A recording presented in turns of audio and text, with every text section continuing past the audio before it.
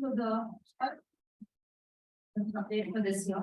I extend a warm welcome to Dr. Tony, Dean of Research Institute, the chairperson for this session, Dr. Dennis, and the speaker for today, Dr. Ashok.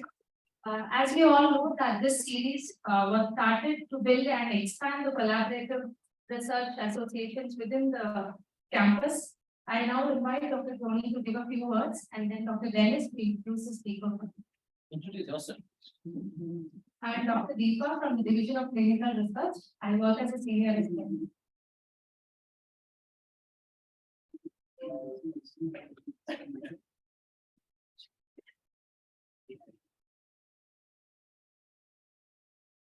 Good afternoon, everyone.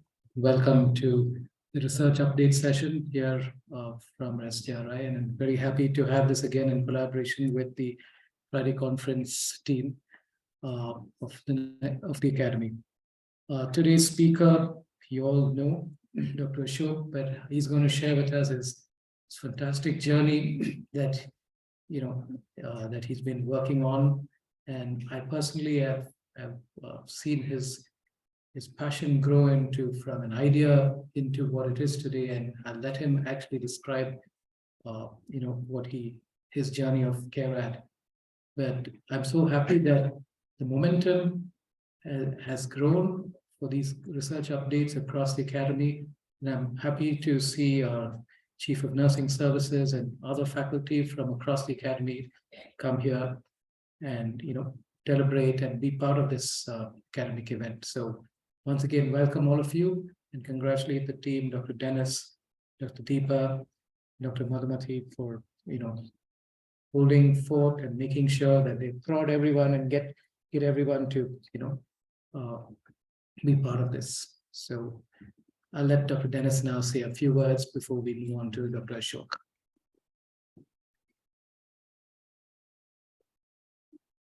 Thank you very much, Dr. Tony. Good afternoon, everyone, and welcome. See several new faces. So I usually ask this question: how many of you are coming to this auditorium for the first time? Hands must be like this. Okay. So at least 15, 20 people here. So special, beautiful auditorium, right? You want to come more often, isn't it? Right. And there's tea afterwards. So, okay. On a serious note, we are delighted that so many of you from so many different sections of our academy are here. My job here is to kind of orient you into the session, and we deliberately do not introduce the speaker because the flyer has gone out. If I start introducing Dr. Ashok, it'll take a long time. But I want to just tell you a story as to how this one came in. Dr. Ashok, I'm not stealing your thunder, but how this came about. So it is probably about 5 or 7 years back. It could be, I can't recall whether you came and approached me, or doesn't matter. We met and we said we need to write a grant together, and then we had a small plan. Then I said, Ashok, why small plan? Why don't we make this a big plan? No, we'll do it small. No, we'll start small, but then let's make it a big plan. And then if I recall, it became a 5-year project, which included several other people. I mean, at least our proposal that we wrote, I can't recall how much it was. Well over $2 million is what I recall. And we spent about 6 months. The first 3 months we were fighting. I mean, in elegant language, it says we were discussing strategy, right? But the next 3 months, we actually sat down, a fairly large team from his Department of Psychiatry, and from our group, that is the Division of Clinical Research and Training. We spent several hundreds of hours put together. We wrote the grant, and we are really delighted that we wrote the grant. We're still delighted that we did not get that grant. Right, and that's what those of you who've written grants like this will know, that you don't even spend 2 hours being disappointed because we're working on something else. But the beautiful thing, and there are several grants like this that we wrote, which is still in our shelf or in different ways.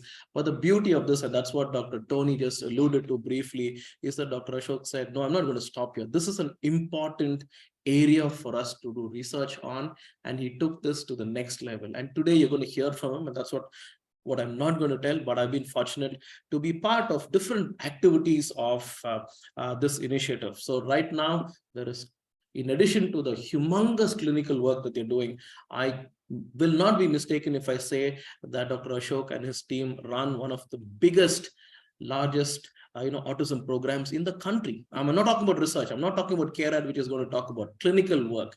So when you do so much of work, you always want to do better. You want to research in multiple areas. So he's going to talk to you about artificial intelligence.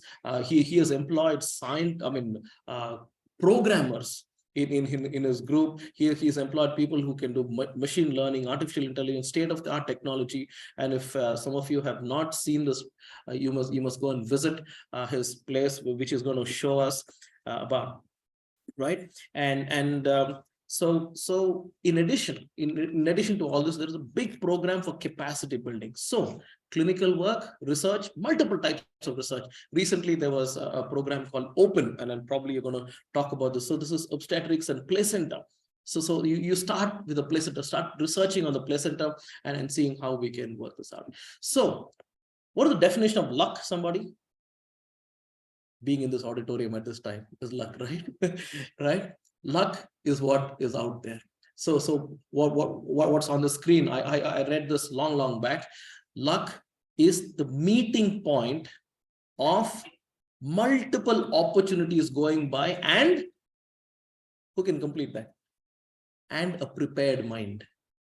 Luck is the meeting point of multiple opportunities going by and a prepared mind. Maybe I should add to that and say, and two hands that can grab it.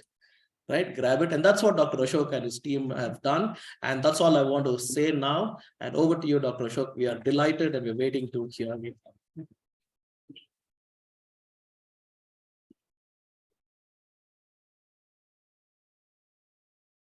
Thanks. Thank you. Thank you, Dr. Dennis. Thank you, Dr. Tony. And thank you all for coming here. Yeah. And I pleaded with Dennis that I would like to present this somewhere in April, May, but he would have none of it. So he made me wake up today at 4 a.m. and prepare the slides. Hopefully it will make sense to you. Yeah. And I'll dwell on why I thought of this title. He's kind of alluded to it. Yeah. So my outline of my presentation will be like this: how the challenges for a clinical academic when I joined, then what it was, the journey till autism research began, and then the CAREADD journey in the last 5 years, and some of my own thoughts around this. So in the 1990s, the clinical academic was supposed to see a lot of patients. He can't get out of the OPD till everybody is seen, and he'll have to teach. If possible, he's very lucky, he'll develop a special service, which could be like half a day clinic or something like that. Develop training expertise, maybe start training programs. If you're lucky, you get some international collaborations. You try to improvise how you do UG training, PG training.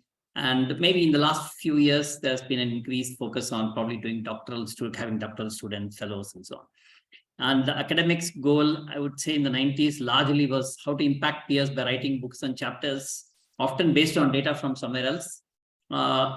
Be part of professional societies, give talks to a lot of people, and conduct some workshops and say, I have learned to see patients in a better sort of way, and you train other people in doing so. And the fortunate ones had a lot of industry-sponsored talks, and that was one major part of being a clinical academic.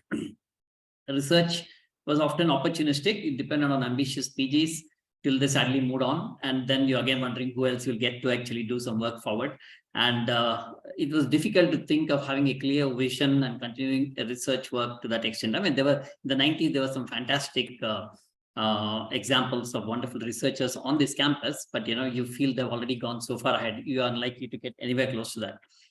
Always wondering how to get some money for some path-breaking work, frustration, blame game, self-pity, and keep looking for that one opportunity. And one of the final frontier could just be at least have a presenter in one international meeting. This was the mindset, and very rarely one really got into some influential groups where they could actually make a major impact.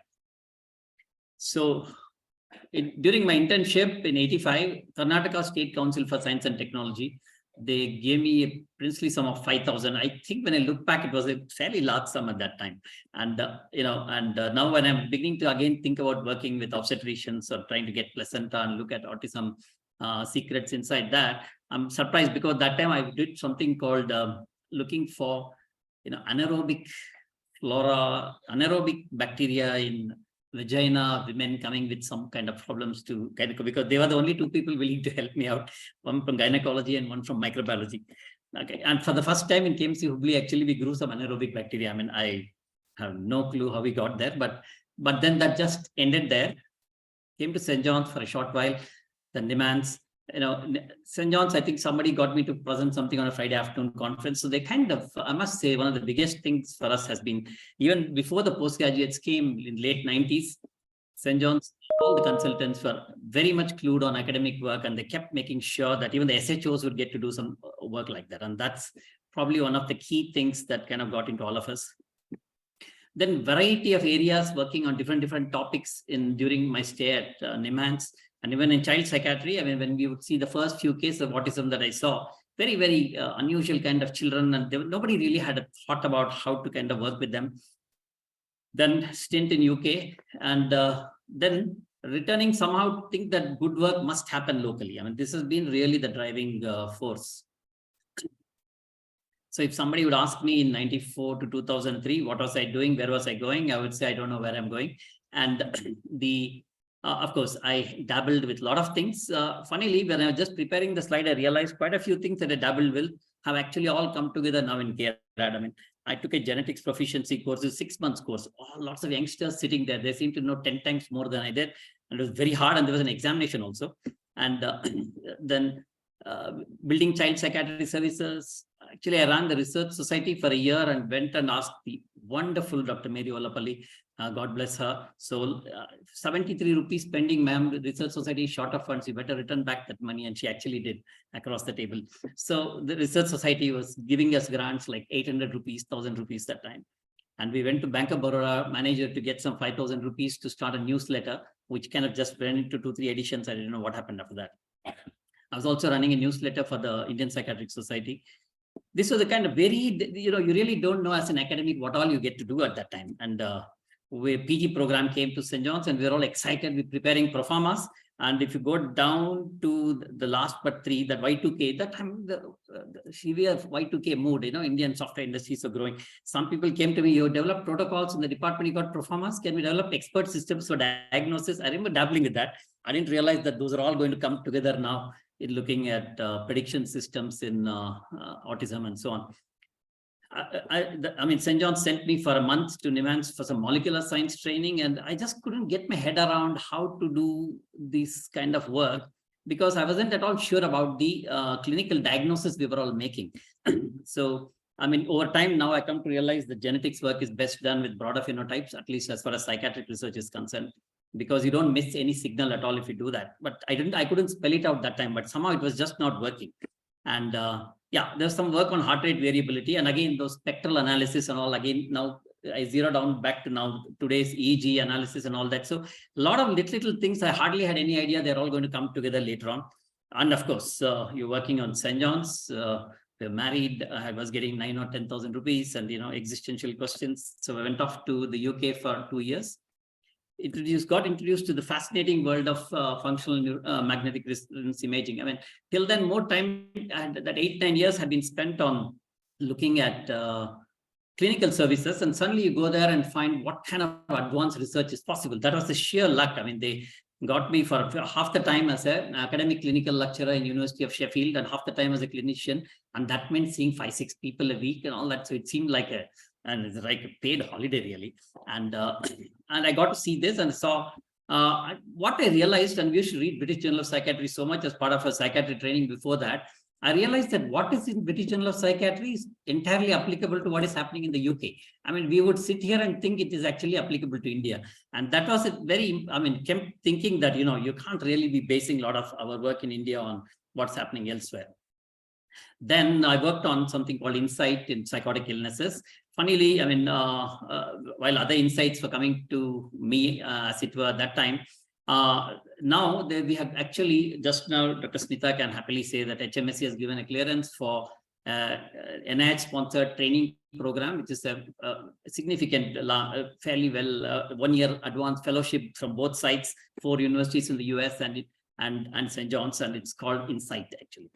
So then we kind of insight, because I worked on insight in schizophrenia because that lab was working on insight. Because insight can kind of lead to self-awareness, empathy, talk about autism, because they were not keen on working with autism. But somehow something within me kept saying I couldn't accept an international mentor. So we thought we should come back and do something.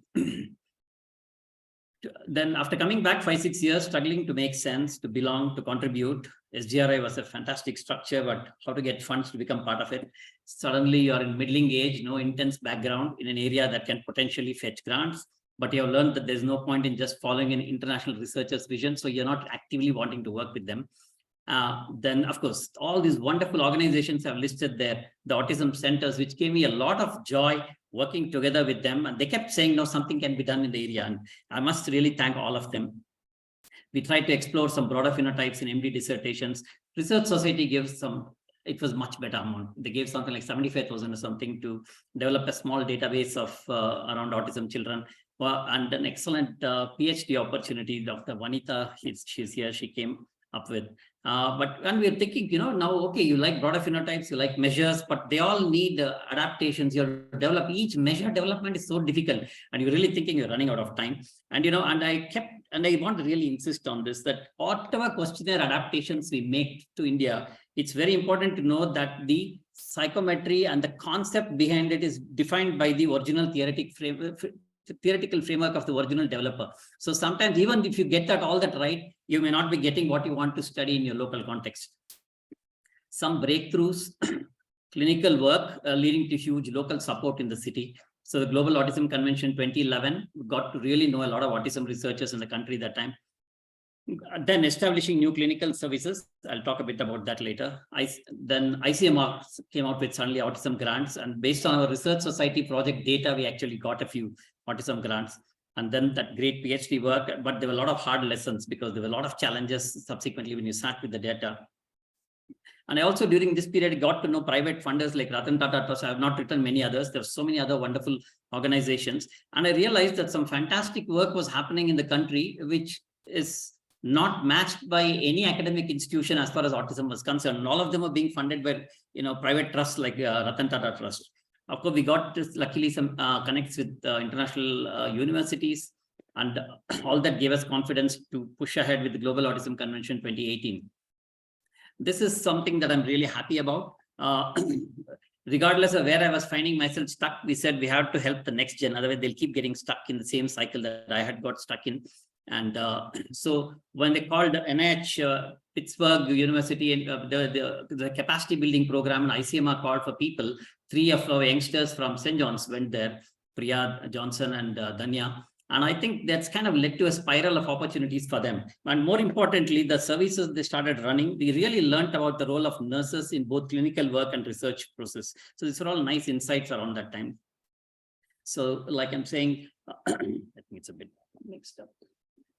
That the AMOS is the assertive management of attempted suicide that Priya runs. It's kind of led to so many ICMR studies, and now so many more studies going on in that area. Johnson's intervention in gastroenterology, it's really grown on remarkably. It's led to many even it's kind of led to another PhD work also looking at gastroenterology and psychiatry admissions differently.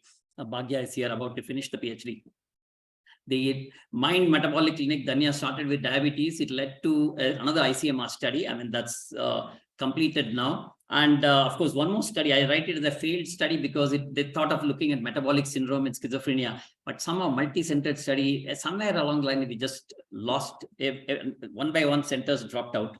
So it was finally returned back. Around this time, University of Maine, a wonderful person from there came, a psychologist from there. She, Dr. Vaishali Raval, and we actually have now developed adolescent depression scale with her. Then the ICMR came forward with making us one of the centers in the National Task Force to develop anxiety and panic related questionnaires. The IPS national body wanted us to develop UG curriculum in keeping with CBME. The Indian Psychiatric Society South Zone wanted us to develop a research capacity building, and Dr. Dennis has been a phenomenal partner or a leader in that. And then I said Priya, the Smita Deshpande phenomenon. I mean, she was working with us even before she came here. The NIH Pittsburgh, the next level after the capacity building program, has led to actually mentoring a lot of research trainees from across the country. And that has been a key part of our learning and understanding research. And even though we had not done much, actually, because of that learnings, trying to actually guide other people into how they were doing.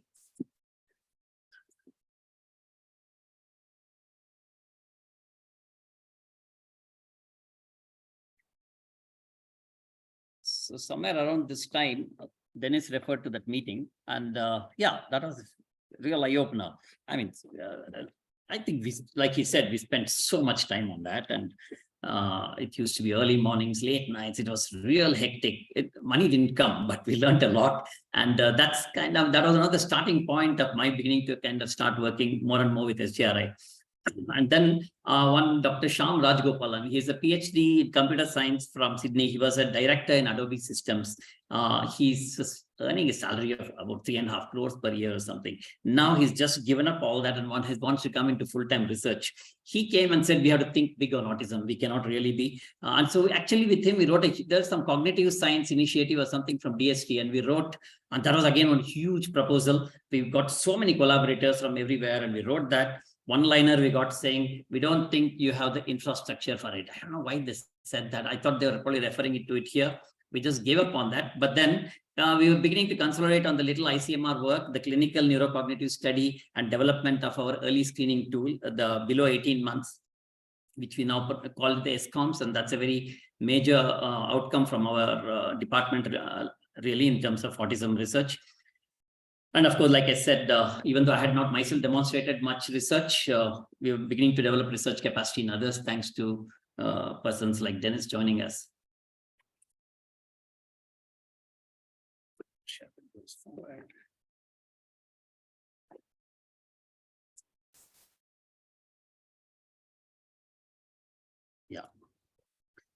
Yeah. And then 17 to 19, when these big proposals were not going through, and I was not getting any younger at all, really we're beginning to think, no point in now applying for grants. Otherwise, you'll spend a lot of time. Even if you get a crore or 2 crore grant, you're bound by that. You're just doing that study. There's no point. We have to now build a team and look at all the kinds of ideas that we have to somehow put it into place. And this was a major discussion. I think Shyam and I must have met in about 20 different restaurants in Jayanagar on different times. And beginning to kind of almost plot a way to find out. Chris Gopalakrishnan was actually giving some huge sums of money to Indian Institute of Science, and we thought we had to get through to this fellow somehow. We had to go and tell him that he has to give us money for this. You're working at the other end of life. We want developmental early end of life. You have to give us money. And somehow we tracked down one gentleman who seemed to know him. We thought he knew him. I don't know, he took us through multiple stages of revising a proposal, and one finally said he's going to fund it. So, I mean, I'll leave that for now, because that's a story in itself. So then new opportunities, and now the International Society of Autism Research is willing to support us. They have kind of given us global mentorship status. We are actually mentoring somebody in Nigeria. The DBT, who came to know about our studies, has made CAREADD and 2 other AIMS Delhi and Rajiv Gandhi Center for Genomics in Trivandrum. We've been asked to take the lead in developing a national consortium for autism research in India. So all this started happening in the last few years, and newer opportunities through the Health Innovation Foundation, looking at how we can actually work with startups. We're actually having some plans to develop services using all these new type of technologies. There are many more slides about CAREADD, but I'm going to just run through them, just give you a sense about the kind of work that we're doing there. Because in this talk, I don't think I can be able to actually go step by step with each of the study going on there. The clinical services include early intervention, parent-mediated interventions, teenage young adult service. And then St. John's got this opportunity, and probably looking at the wonderful work Nirupama and her colleagues do with how the center was running here with early intervention. The original Comdeal Trust actually offered us to take over they asked us to take over their clinical services in Kalyan Nagar, and St. John's took a real bold move in that direction. So all this though it's strictly part of St. John's and not really part of CAREADD, the CAREADD really coordinates that center in many ways, and Nirupama goes there almost weekly. We also have a clinical EEG service, and this is a very state-of-art EEG. I'll just show you that as you go along. And the training involved nurses, undergrads, postgrads, fellows, PhD, multiple types of internships. These have been something really exciting. Meeting youngsters, coming with their own different types of knowledge, and then sharing that. And our weekly Thursday academic programs has got, and I mean, the simplest of slide has to be explained to everybody, because you are actually having wide people from wide range of backgrounds sitting there. And of course, research besides a large clinical database, one of it is play behavior-based videos for early identification, and that has reached a fair amount of advanced stage now. So the EEG, MRI computational models, we are also supporting other universities, the PhD and MTech work around these areas, around EEG and MRI data. Genomics, exome study, a small exome study, really a trial study of 25 samples. Placenta molecular work, supporting PhD work, and now moving into stem cell neuronal model work that will be coming up later this year. So these are all some of the things that's been happening in the last few years. We have developed the open autism team. I'll briefly talk about it in later slides. And of course, we have developed an Indo-Canada autism network. So all these are in the last 3-4 years, really. So we are set up in 2019. It's got all these grants. We have a board of advisors, Dr. Shobha, Dr. Swarnareka, Dr. Dominic, and Professor Lonnie from Canada. A lot of variety of clinicians, geneticists, biologists, computational scientists employed here. And we have got collaborations with Center for Brain Research, NCBS, the Institute for Bioinformatics and Applied Biology, IIITB, many engineering colleges. More and more of those BTech, MTech students are now coming to come and sit with us and do data analysis. Multiple community-based autism agency, CIP Ranchi, the Government Medical College Hospital, Chandigarh, Nair Hospital in Mumbai, the Fernandez Center, which is so much like St. John's in Sithos in Hyderabad, exploring, and multiple internships and PhD scholars. So all this is really what's actually happening at CAREADD. You know, all these things, you've seen this. I mean, these are wonderful team. I mean, we got a couple of more photos. The person on the extreme left, if I can find this here, this gentleman is Shyam Rajgopalan. He's such a big help to us in trying to think through how to plan around these things. This is Dr. Sharma. Of course, you'll know him. He's been of great help in trying to not only develop the clinical EEG services, but also the supervising Soumya Shri and Abhijit and all on the EEG analysis. And there's a whole lot of team. I mean, I would really want to mention each one's name and tell a lot about them, but I don't think we would have time for that. We are very closely involved with the activities of the autism community in the city of Bangalore. The city has nearly 100 autism centers, and believe me, we have worked with nearly 40 of them at different points in the last few years, not just for clinical work. We have established a parent research oversight committee to share our research protocols. This we really think is something that's really given us a lot of peace. And we have had 3 meetings with them, and their support and concurrence is the key to good and impactful research. This is like, superordinate to all the permissions we get from IEC. We have evolved varied assessment protocols in infants. We have database of over 1,500, multiple types of phenotypic assessments. We are beginning to explore relationships across multiple measures now. Yeah, our playroom, this wonderful girl on the left about to get married. Congratulations, Supriya. And then you see here this lovely lady who keeps having fractures in one of her other limbs, but continues to come and work very hard. Atira there, this lovely new member of our team, Aishwarya. I mean, development of early autism screening measure. I told you between 9 and 18 months. It's an ICMR supported study. This is something we've been very happy about. And we have now adapted the COMDEAL model of early intervention. And we are now developing a nurse-led intervention. I mean, great work by Nirupama, connecting with the nursing college, who has been incredibly supportive. And now we are very happy to have someone like Beena, who's actually been principal of colleges of nursing in Kerala and the Middle East. And she's actually working with all of us now to evolve this. And the nurses are about to start working. And we think on an operational research mode, we're going to develop a manual for which, even if the original professional-led early intervention model is 5-star, if the nurses can deliver 1-star, it's still good for getting it to upscale all around the state. We'll be shortly launching the parent-mediated intervention for the 6 to 13-year-olds. Of course, my excellent early intervention team has been writing chapters now.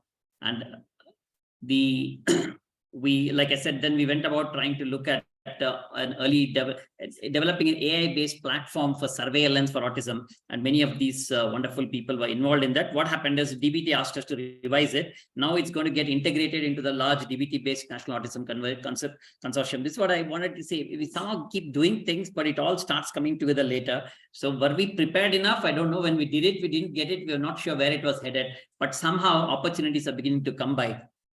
And that's something we've been feeling so profoundly grateful for. The teenage young adult program, we have some excellent team members there, Anjali, Harshita, then Mahesh. And I think one of their first presentations in a national seminar, they actually came back with an award from there. The play behavior videos, I mean, it's basically, I think there are some pictures of that. Yeah, it's very simple. I mean, just if you can look at, there's one camera here, there's one camera here. We had to actually make it simple camera. If you have a very complex camera, which is very high-end camera, we thought of initially, but it won't ever get upscaled into all the district hospitals and the taluk hospitals.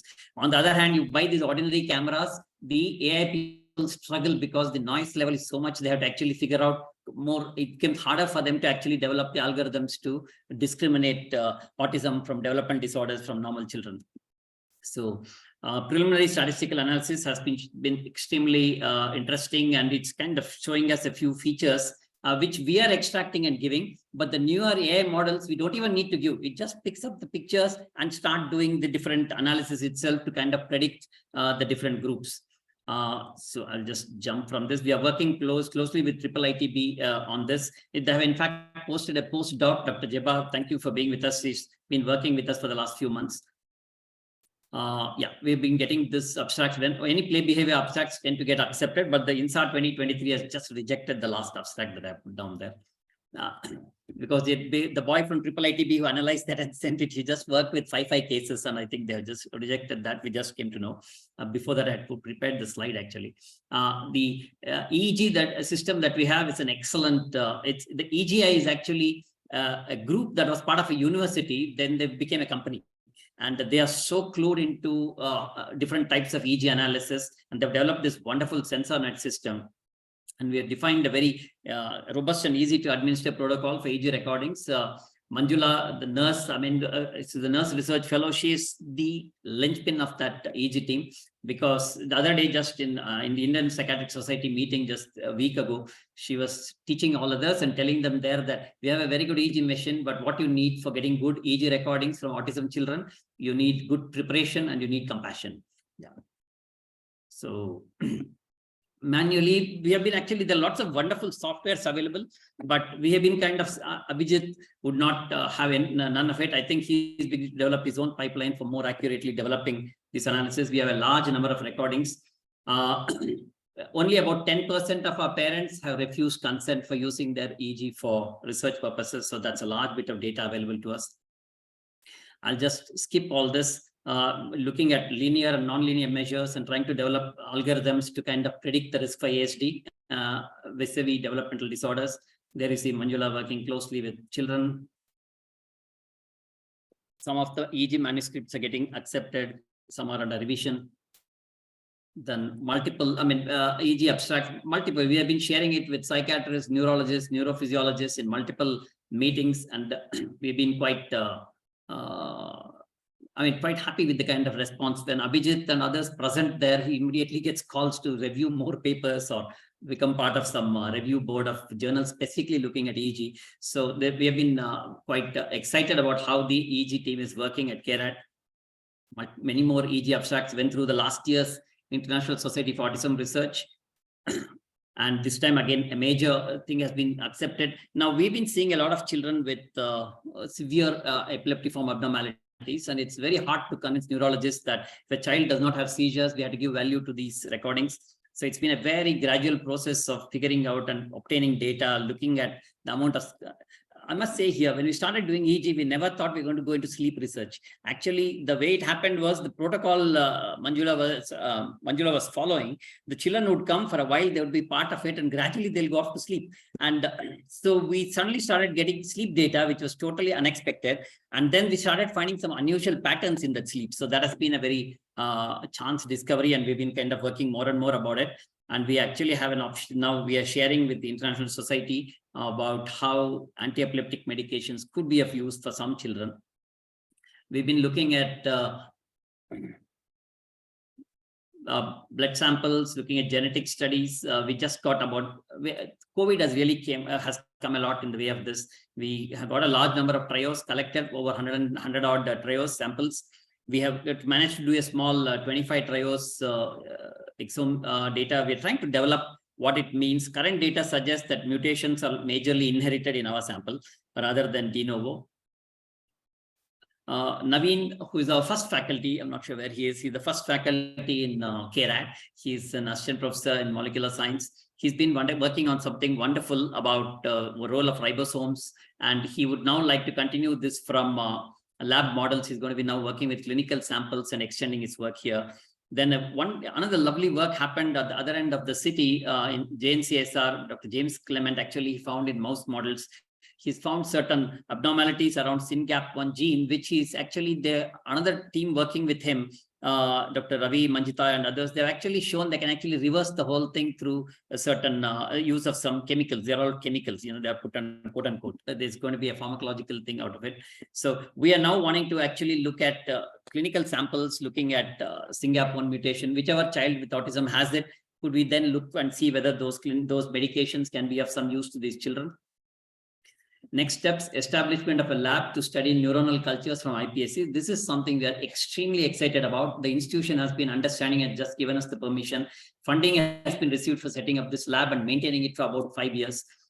So the stem cells, the iPSCs would be actually then once created would be driven into developing neurons, and these neurons within which a number of functions in this, it could be ribosomal activity, it could be mitochondrial function, which Dr. Ranganaki, who recently joined us, will be actually wanting to study in them.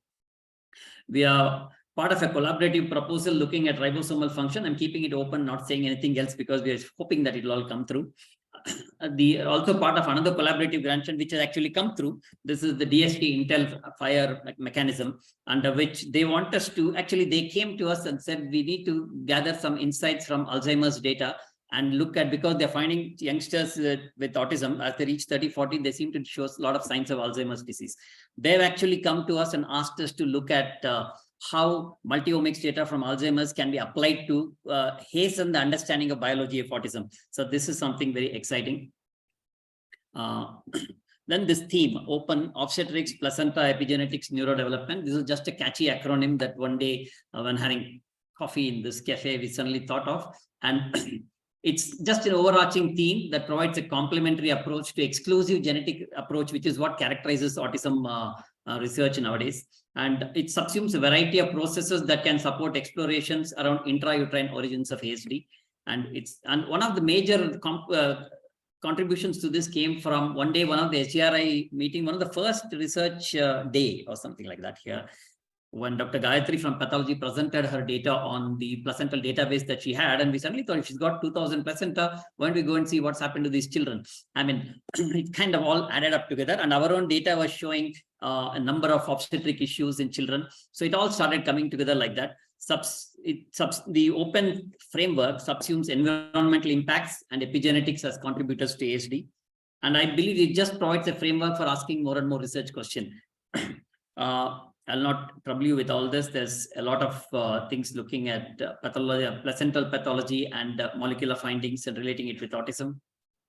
We actually, again, being prepared in times of opportunity. I mean, before this DBT thing came, I mean, we have been last 1 year working with Fernandez Center in Hyderabad, saying our next study, if you have to go heavy on develop some birth cohorts and follow up and look at this, we have to actually first standardize methods of maybe collecting placenta, storing it, analyzing it, and then also looking at how do we assess the children when we are on follow-up. We standardize some of the measures that we're going to do. Now, since you have done this now, and just around the time this has come, and one of the 3 cohorts that are being formed as part of the National Autism Consortium under DBT is, one of them is the birth cohort thing. And, they had no hesitation in asking us to work on that. So we're going to put 5-6 centers together. A good friend of mine from Mysore has actually offered a hospital with 30 to 50 deliveries a week. to say that we can probably also gather data from there. So I think we were all working on it, and a lot of things are now kind of beginning to come our way, putting all these things together.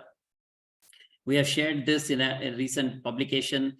We have shared the open findings from our CAREADD data in a couple of national symposia in July 20 and June 22, and we're having an international meeting on this theme in about a month's time from now. The annual conference of International Society of Autism Research allowed us to present it as a special interest group, and hopefully this year we are going to get another opportunity to go to the second session of the special interest group to share the data. The international meeting, which we're having in a month's time, is going to be very important in putting the all the information together to take it to that special interest group. So we did, ICMR data showed 60% LSCS and number of obstetric factors compared to our ADHD data in the 2 MD thesis showing 20% LSCS.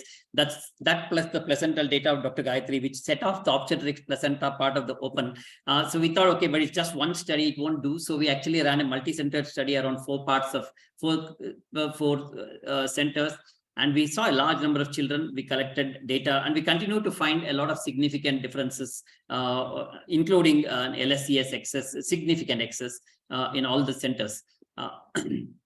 We just launched 2 neuroimaging studies. A lovely team has formed around that. Soumya is there, Chandrakanta is there now. Pranjali has joined for PhD. So we are actually developing the 2 studies, one around autism and motor deficits, and comparing it with neurodevelopment disorders without autism. And another one is actually looking at very young children, trying to get EEG and MRI data in them and follow them up, and trying to develop a predictor model to see if EEG and MRI at a very young age, because 1.5 to 2 years, you almost are sure this child has autism. Parents don't believe it at all. It's almost 3.5 by the time they actually come for intervention. So can we use EEG, MRI and use artificial intelligence to increase the confidence with which we might be making the autism diagnosis? That's a broad aim. And around this, a whole bunch of interns from engineering colleges have been working with them, like I said already. We did some COVID studies. This got published. Another one is almost going to get published now. Then exciting undergrads. I mean, one of the things that I got to do in the last 1 or 2 years, as I started enjoying EEG, MRI and autism and all that, with the permission of the college, I run a neuroscience module. I mean, it was voluntary. The first session had 40 people. The last of the 15 sessions had 6 people also sitting there, but it was still exciting because the ones who sat there were asking some fantastic questions. And of course, you know, these wonderful students on the campus, they actually, as part of an STS ICMR work, they started working on this. But luckily, it so happens, again, somebody from Stanford comes looking for undergraduates who are doing some work on child psychiatry, and it happens to get presented in New York just a week ago. And I mean, it's come for very heavy praise, their work. And I mean, to hear Ananya and Dhwani present it is, I mean, I don't think I have ever managed it till date. Of course, nowadays we are beginning to support technology companies. Kidora is a company which is a BIRAC supported venture using an app called Screenplay, and we are looking for screening autism, but in 3+, because they have unfortunately developed it like that. So I don't know what's going to be the market value for that, because after 3, by which time the autism diagnosis should not be a problem at all. But anyway, it's been exciting trying to work with these companies. And then another group with which St. John's Health Innovation Foundation and all of us have developed a partnership called Purple Butterfly. We are trying to evolve screening models and interventional ecosystem through an online, and they just received a large government grant as well. The gentleman called up today to tell us that. It's been challenging to get ethical permission, not from IEC. I'm talking about families to actually participate and work with us. We feel the parents oversight committee which was set up is extremely valuable, because there are some gray areas. Sometimes you feel compelled to get them into the system even though they are not consenting, because the child is actually having a problem and the parents are not willing to work with you. So it's a bit, there are some fringe areas there between how to push work on the side of ethics, but also keep the clinician's hat and try to push the families into it. We had one of the what shall I say, a conflict around this. We actually went ahead and presented in the Global Bioethics Forum meeting, actually, and it was very much appreciated, our candor about it. And they actually said, you know, if we can have more funds to actually have many more staff employed who can actually talk and explain things much better to families and so on. So, I mean, we just felt lighter for having shared our conflicts outside. And now when we're looking at this marketplace, Purple Butterfly wants us to do some research, and it's even the ethics committee at St. John's is actually stretching itself to learn about how ethics would apply. I mean, you're not going to be telling every single thing like you would say in a clinical research, because there are some of the things are very, really there's an NDA, you can't really talk about the actual part, the technology part of what you're trying to do, but you still need to get their consent. So it's been exciting trying to find out these newer avenues and see how ethics applies to research where marketplace innovations are involved at the cross section with healthcare. Yeah. We believe the strengths of CAREADD, a multidisciplinary team from basic and clinical neurosciences and computational sciences, working with large and increasingly better characterized clinical samples. This is the pitch I made for DBT, so I don't think I want to persist with it. So we're just trying to say all the wonderful things that we're capable of. We've been periodically bringing out these CAREADD newsletters. So, I mean, it's constant themes, very difficult to get off these themes. You keep worrying about this, building collaborations, who shares the funds, how does it go? I mean, we should just focus on satisfaction, but it's a very elusive commodity trying to see, because sometimes these things have a lot of time before it actually gets into the real everyday healthcare services.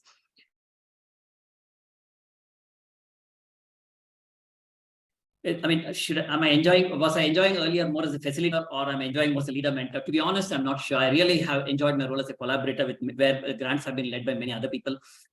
I keep thinking, you saw the breadth of work we have tried to do in different areas of psychiatry. I mean, is that the way for Indian academic, or, or you just have fortunate enough to dwell deep into one area and start working on it? Believe me, this is a very ongoing conflict, trying to see how much to spread your own mental resources and try to see where it's going to be more impactful and helpful to the community. Then looking at should clinicians be doing clinical research or try their best to somehow understand basic scientific work. It's mind-boggling. The new science is very difficult to understand. So I'm much happier to be surrounded by bright youngsters who kind of bring in that kind of knowledge. Somehow it makes me feel I also know all that now. Material outcomes could be some products or some awards or whatever, but the actual recognition coming from agencies like DBT, who, I mean, it's not like they got 150 papers out there about recognize the work that we are doing, and they want us to actually do more work. That has been very satisfying. We keep wondering whether the fun is in the innovation or in developing how to implement services, or the real impact we are making on the community. We keep struggling between all these things. I really don't know which of them, end of the day, when I hang my boots, which is going to give me more satisfaction.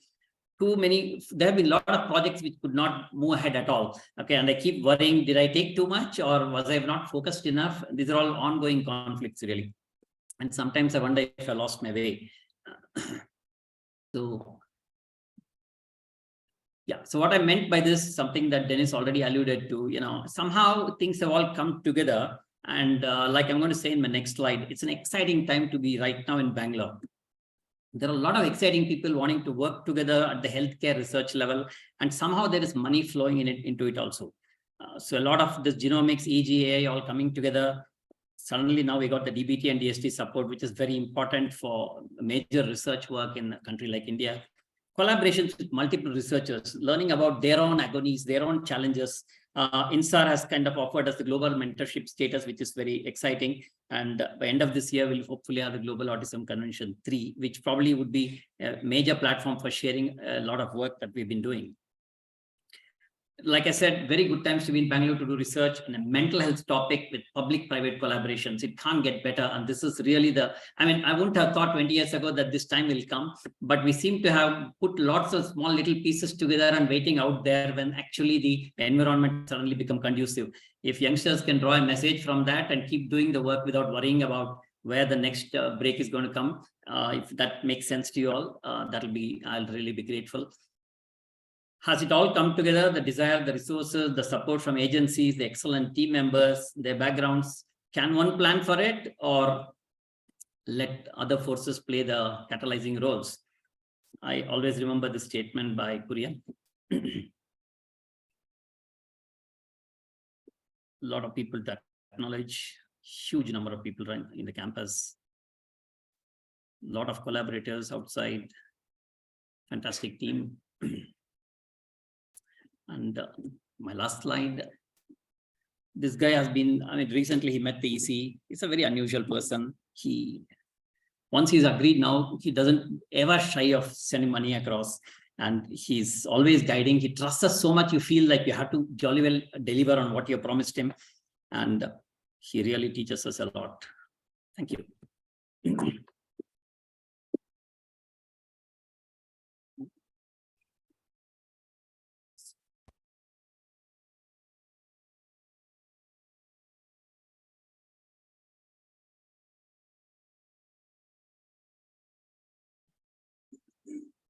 Right, fantastic, Dr. Ashok. That was brilliant.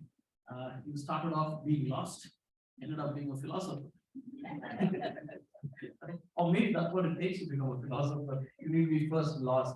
But this is a beautiful, beautiful story, and that's what we wanted. There are so many things I made a note of in my little paper here, which I want to make a remark of. But I put everything inside there because I just want to pick one and then open it up for questions. So by the way, this is Q&A session, and you're welcome to make comments as well. But I'll just start off by this one. And that's the purpose of the Research Institute in the first place. And for those of you who came a little late, this is our 12th session that we're having, wherein we want to we start off as a journal club. When some of us, Madhubati, a few others, when we spoke about 2 years ago, we said, in our institution, we don't even have a joint journal club together. Why don't we do that?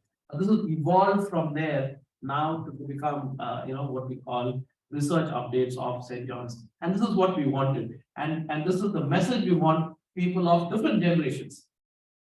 You came here and you saw Dr. Gayatri presenting at our research day here, our annual research day, something about placenta. I said, wow, she's doing fantastic work. And she's on this campus. Is she here? Okay, she's not here. She's also, she is faculty in pathology. And then you say you go and talk to her, and then you figure out there's so much work you can do, and then that forms a part of or a major part of the work that you're doing, and the whole symposium that you had on open, that is obstetrics, placenta, epigenetics. The entire network was fantastic, and I was fortunate to be a part of that. So this is how research evolves and goes. And then again, failures. I mean, the grant that we wrote together, we struggled for 6 months, early morning, late night. Families were giving up, and that's what it takes to write grants like that. And then you say, okay, we're not giving up on this.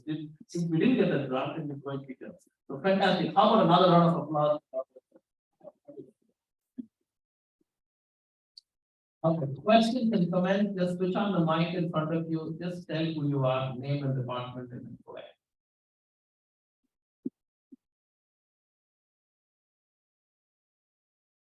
Dumbstruck?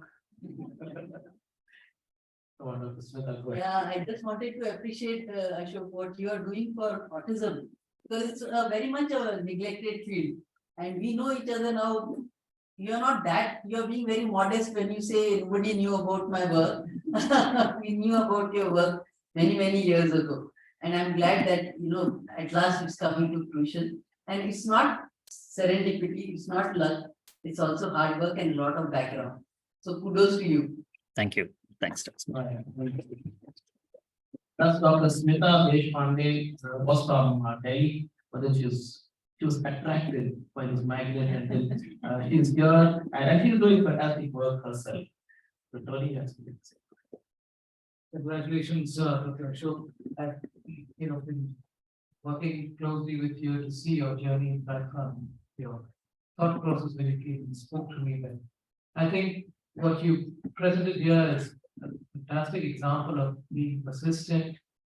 You were doing a lot of work, as Dr. Smita pointed out over the years, that your persistence and keeping your focus has helped you now, and not only you, but your entire team to actually be inspired with your kind of your passion. And that is needed in research, and I'm really happy that you presented and shared this with the audience here. Hoping that many more faculty or staff or students would be inspired by the story and do what you're doing. Thank you. Thanks. Thank you. Thank you. Yes, questions. Just a quick introduction and. Dr. Mehta.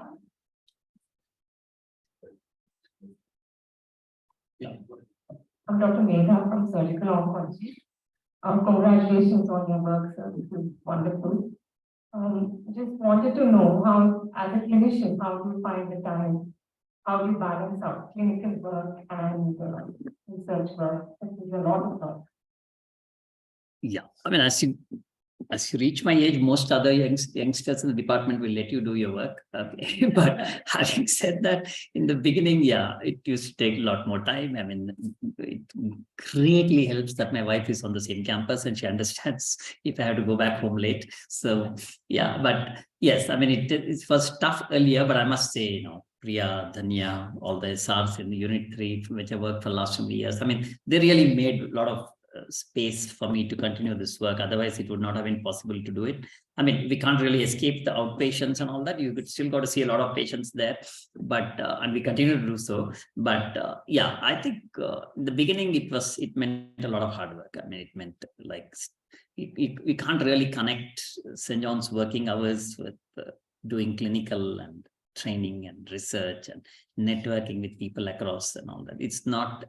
I think probably. I'll have to yeah, agree that we have to stretch and do some extra work, but somehow it all comes together. I think the thing is it'll come together if it is actually of work that can actually impact the community. And all along, if we continue to see, the whole thing is rooted in clinical work, to be honest. And without the connect with all these autism centers around the city, who taught us so much in the first 10, 15 years of because we didn't know where to refer children to when we started seeing these children. So I think the work is rooted in clinical work, and you slowly start building on that, and you can take the community along with you, and they push you to think about challenges that they are facing. Then I think all the hard work comes together. But yeah, it does need a lot of stretch. Yeah. You said something very easily. Maybe I should pick up on that. But just before that, there is this program ongoing in India called TIPS, Development of Indian Physician Scientists. It's a government of India initiative. I'm not sure if it's DBT or DST, and they're funding mechanisms. Right? I don't know much about it, but please look it up. It's the development of Indian physician scientists. So, as you correctly said, all of this happens when you continue to be a physician clinician. The other terminology is clinician scientist. So, your question of how you balance out these things is a fine art. The first statement that you made, and that's what I want to elaborate a little bit on, which is you have good junior colleagues because they allow you to do the work that you. It sounds so easy. No, it doesn't come like that. It comes with mentoring them, helping them, supporting them, way beyond the call of duty, way beyond. And then they will recognize that they both recognize your work, and then they'll regard you to allow you to do more of what you could do. Right? So I hope that helps. Right? No, that's a very important question, and that's why I mean. Every time clinicians are pushed to do research, they say, I don't have time. I can't do a 70 patient completely, then see what, and then go back and write a grant and submit a paper. No, it's not possible. How do you do that? And in the very near future, I don't think we're going to have that many doctors where workload is going to reduce. And our population is not reduced. Okay. Yes, go ahead. Yeah. Just to add to what you said, sir, that Dr. Ashok has been a very excellent mentor for all our juniors. We've never had to struggle to go for conferences. We've never had to struggle to do any kind of research work. Always a push and go ahead, do it. So when he makes it look like we were helping him, but we've really benefited immensely from this. I just wanted to add to that. I mean, when you do go to conferences with him, it's a lot of fun. As well. Those who are big fun and you do something. Right. Any other questions or comments? Yes. Three. Ishwar, Prem, and then Johnson. Ishwar, go ahead. So I've in many of these presentations, one common thread that came across even when Johnson spoke and others spoke, that having a mentor to look up to during your early days as a clinician plays a big role in how you come out. Do you think that's true, sir? In the sense that that is something that not everybody gets. Some people do, some people do. Like I said, the department was so focused on academic work even before the postgraduates came in, and that is, for almost 15 years, I think, before the postgraduates came in. So I think that environment kind of encourages you And I must say, St. John's has got some structures around the place, like small little push for looking at research society grants or something like that. I think St. John's is somewhat ahead of many other institutions in that sense.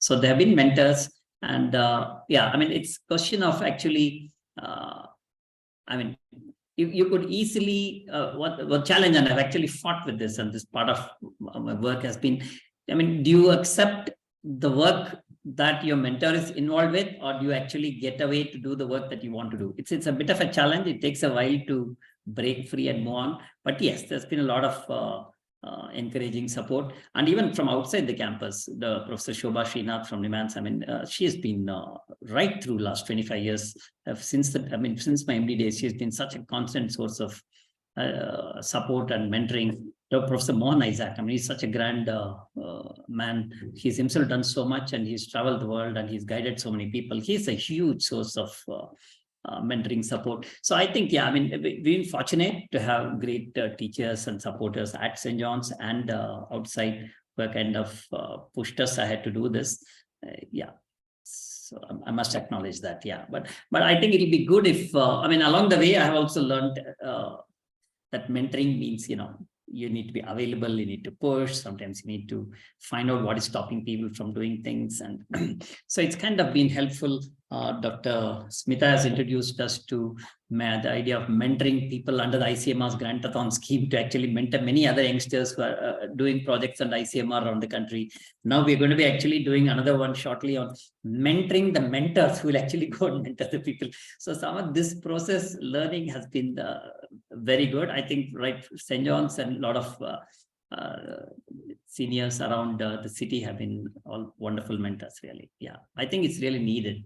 It's needed. But I mean, within we constant search for the mentor who will actually guide you through the actual work that you want to do. Sometimes you find, sometimes you don't find, and you keep looking for. And then there was this little fight within me. I mean, there were people when I went to UK, they were very, very keen on mentoring, and they're putting a proposal together. But somehow I felt you'll be doing what they want you to do. So I had to find my own way. So some amount of support from mentors, I'll definitely not deny, but some amount of rebel within me trying to kind of push and find out my own path. Okay, having said that, along the way, I learned a lot about mentorship, and it's been wonderful trying to help other people around me. Yeah. Right. Just a quick thing to add, although you made it sound easy to have many mentors, you mentioned Ashok's name and other people, Mohan Isaac's name and so many others. But broadly, when you see, and St. John's is a place where you can actually walk into somebody's, most people's offices and say, I need your help. And mentoring you can have for technical inputs and non-technical inputs as well. So for, let's say for terminology, you could go to a completely different department and get a mentor from there. However, this is not available easily in other parts of the country as far as I can see. And so therefore, I think the simple take-home message from here is a lot more need to be done. And there are two aspects to this: being a good mentor, of course, mentoring the mentor, etc. It's also being a good mentee, and how a mentee goes and finds a mentor. And you know, there are several issues that some of us have been exposed to training outside and having mentors outside, and also having mentors here, kind of recognize that. So it's a good start, and these are great examples, but I think long way more to go. Dr. Tony is involved with an international mentorship program. We're going to just make a brief comment on that, Tony, and then we'll go to Graham's question and Johnson's question. Just as Dr. Ashok mentioned, the Insight program that they've just been recognized. St. John's has been associated with another Bugatti program called the Global program. I'm happy to announce that 4 applicants were there and 4 got shortlisted for the interviews. And just today we heard that one of the candidates has been awarded the weekend.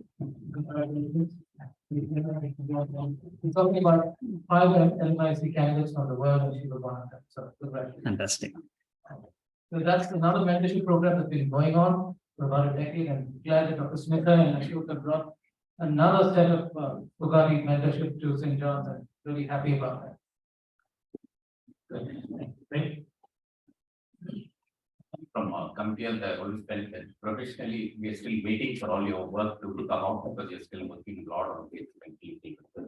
But the other thing I wanted to point out is that we want to use the word today, physician scientist, clinician scientist. I think your talk today will hopefully, I mean, inspire others that you don't have to have, because in our hospital in our country, typically departments don't have a separate tenure for those who decide to be pure clinicians versus clinician scientists. So it's a department of 5. We don't say 3 can be clinicians and 1 can be a clinician scientist. So it's only people like you who say that it's possible under the ambit of called clinician, being paid as a clinician, you can still do other work as well. And in your style, you make it sound like it's all commonplace. But the other thing that I also wanted to point out is most of the people come and give a talk, make it appear that it's all already planned and your life is fallen into place exactly how you wanted it. So thank you for your candor of saying I'm still lost. I don't know whether this way or that way. Yeah. And as far as the clinical work, For a scientist, several of us have that.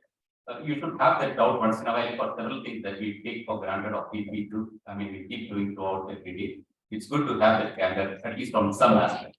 Thanks for that. yeah, thanks. I mean, the clinical work, I must say, I mean, when Dr. Srinivasan, I mean, how much of work he was involved here, he'd be always there in the outpatient. I mean, he'll be probably one of the first to arrive. And, so the model always was you do everything, but clinical work has to be given priority. So that clinical scientist model that we had from our teachers, I think our seniors was something very important.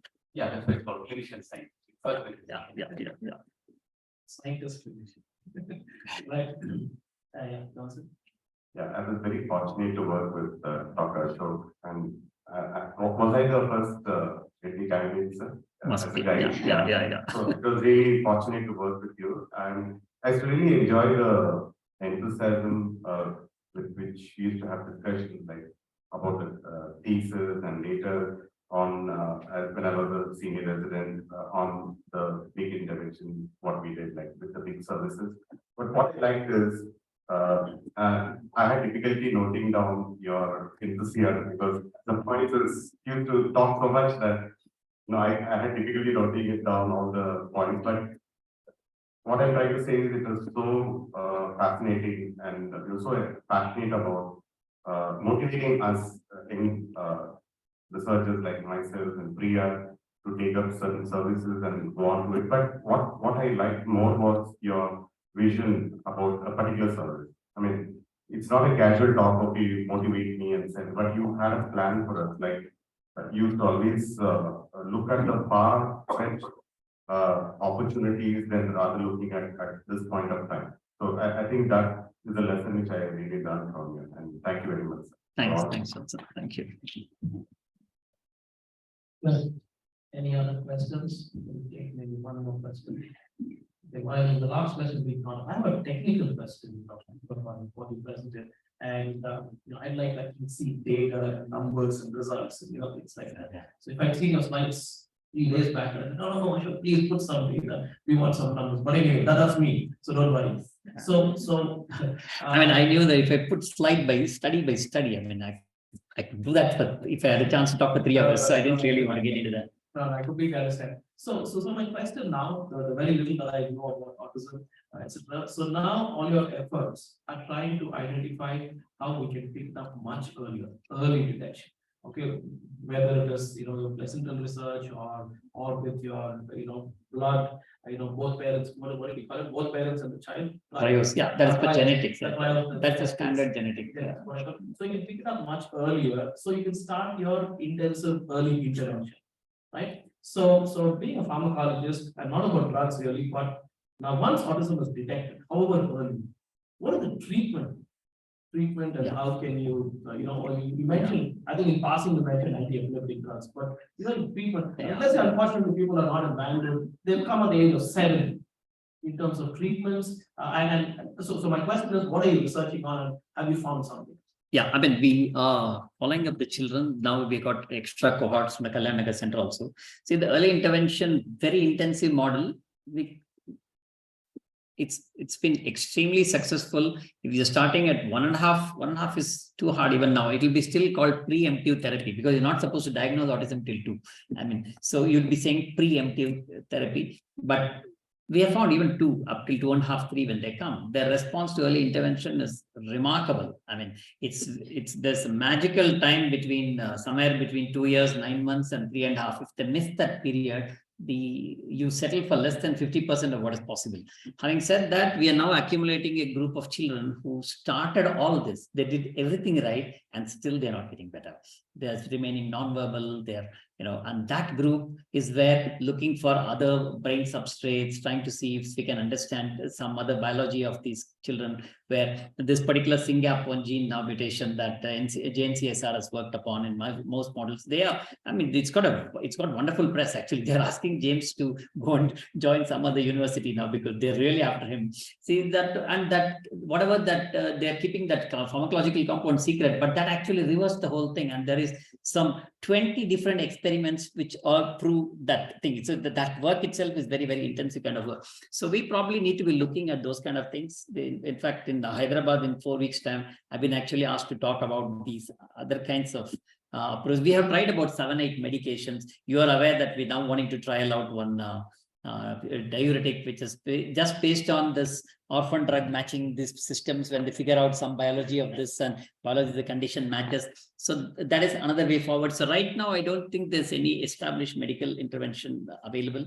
But this group of children who seem to, within a year of early intervention, you get a sense that this child is probably not going to be doing well. Those kind of children, we really need to look at alternative interventions. Anti-epileptics thing is something very gross because you see the EEG, it's abnormal and you can argue for it. But there are far more things to be understood about biology, and hopefully with kind of ongoing biology work and with this kind, that's what I said. It's so exciting to be doing research in Bangalore today. There are half a dozen institutions, all very premier institutions.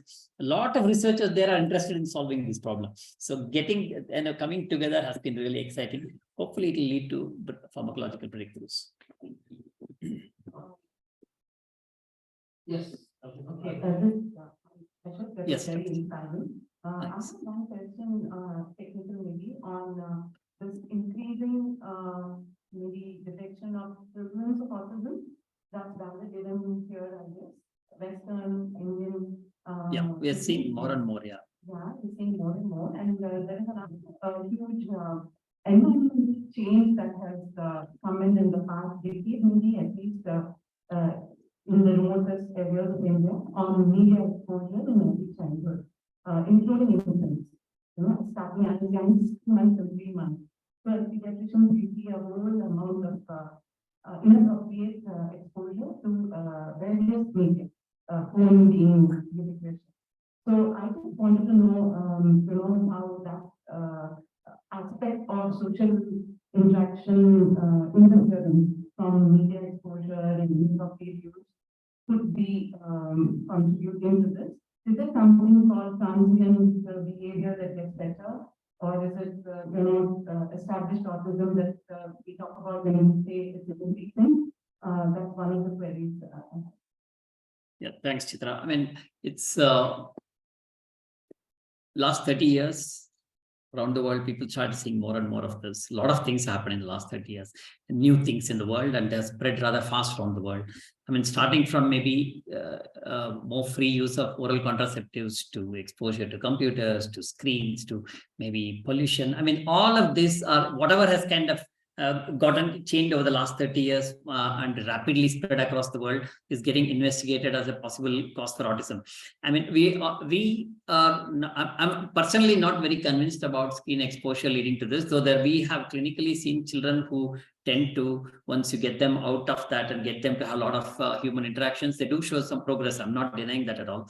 But I honestly, in fact, we are trying to work with Nivedita on a proposal from pediatric ophthalmology to see if it's a question of 3D versus 2D, and whether the children with autism probably just seem to absorb much better from 2D, and we're stopping them from learning about the world because we're saying that is causing autism. So this cause and effect thing, I think we can debate that about number of things that has changed in the world in the last 30 years. We really don't know. But looking for these epigenetic markers, I mean, whatever could be, then we'll have to look for what is the agent causing it. But looking for epigenetic markers, that it's driven by this idea that, there could be something beyond genes that may be responsible, and hoping to find some of that in placenta. I mean, that is what we have actually chosen to do. Sometime back when Anura presented a talk here somewhere, he said, you start from far afield, sometimes you tend to be lucky instead of, right down in the melee if you're there in the football field. He said, but you're waiting at that extreme level, sometimes the ball comes to you. It's a gamble trying to look for what could be causing it, but our gamble is on epigenetic markers if we find out, and they could be influenced by any number of environmental things which we don't know as of today. But if we can find those changes in placenta, regardless of what caused it, we probably at least one step closer to early intervention. That's where we are, but I honestly don't know what are the environmental factors that are adding to this. Right. So with that, we will conclude, and Madhu, who is along with us as a team, managing this, will give a short time. Okay.